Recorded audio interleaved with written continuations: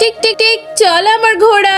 আরে ও আমার নতুন বাড়িটাও ছাড়লো না, এখানেও আমার জীবনটা অতিষ্ঠ করার জন্য চলে এসেছে। এখন তো আমার ঘরটা এলোমেলো করে দিবে। আরে এই বাসে তো প্রতিদিন আসবো, অনেক মজা লাগছে এখানে। আরে আজকে সারা রাত তো আমি নাটক দেখবো। আরে দিদি, আমি তো তোমার ঘরে ঘুমাবো, তুমি অন্য কোথাও যাও। আরে বেয়াদব। আরে হ্যাঁ বাবু, তুই যদি তোর আপুর ঘরে ঘুমাস তাহলে তোর আপুর কি কোনো প্রবলেম হবে? আরে ও তো বাইরে আরামসে সোফায় ঘুমাতে পারবে। আরে হ্যাঁ হ্যাঁ আন্টি, আপনারা এখানেই ঘুমান। আমি তো ঠান্ডার মধ্যে মরার জন্য আরামে সোফায়ও ঘুমাতে পারবো, তাই না? আচ্ছা আমি যাচ্ছি। আরে যাওয়ার আগেই ল্যাপটপটাও দিয়ে যাও, আমি তো এখন নাটক দেখবো এটাতে। হ্যাঁ হ্যাঁ বাবু, ল্যাপটপটা রেখে দে, তোর আপুর তো কোনো প্রবলেম হবে না, তাই না? আরে হ্যাঁ হ্যাঁ, তুমি সব রেখে দাও, যা ইচ্ছে তাই রেখে দাও, পারলে আমার লাইফটাও রেখে দাও। আরে আমি এত কষ্ট কোথায় রাখবো? ওই শাকচুনিটা আমার ল্যাপটপটাও নিয়ে নিল। আরে বিস্কুটটা কত টেস্টি, আরেকটু খাই। বাবু এখানে তোমার মজা লাগছে না? হ্যাঁ মাম্মি, অনেক মজা লাগছে, আমি তো প্রতিদিন আসবো। শাকচুন্নি একটা। আরে যাই, এই লিস্টটা আমি ঠোঁটে নি। আরে ওই, তুমি আমার মেকআপের সাথে করে কি করছো? আরে দিদি, আমি তো তোমার মেকআপ দিকটা সাজছি, দাঁড়াও তোমার সাজে এক্ষুনি বের করছি। বন্ধুরা, তোমাদেরও যদি